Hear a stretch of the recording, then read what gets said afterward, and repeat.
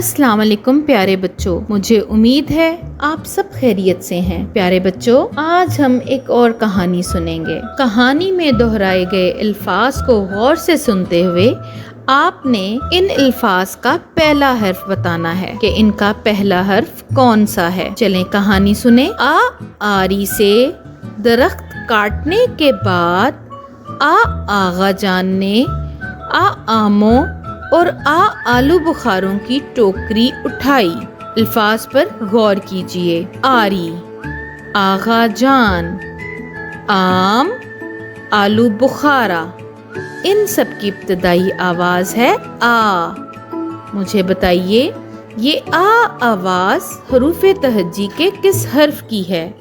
हाँ जी प्यारे बच्चों, ये आवाज है हरूफ तहज्जी के हर्फ अलिफ मद आ की। अब दोबारा दोहराइए। अलिफ मद आ आरी, अलिफ मद आ आगा जान, अलिफ मद आ आम, अलिफ मद आ आलू बुखारा। प्यारे बच्चों याद रखिए ये अलिफ मद आ एक फल्की हर्फ है, क्योंकि ये हमेशा लाइन के ऊपर से शुरू होता है और लाइन पर आकर ख़त्म हो जाता है।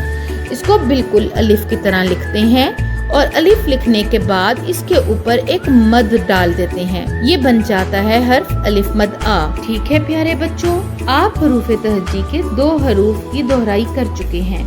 पहला हर्फ था अलिफ और दूसरा हर्फ है अलिफ मद आ।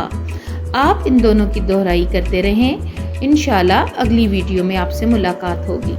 अपना बहुत सा ख्याल रखें। अल्लाह हाफिज।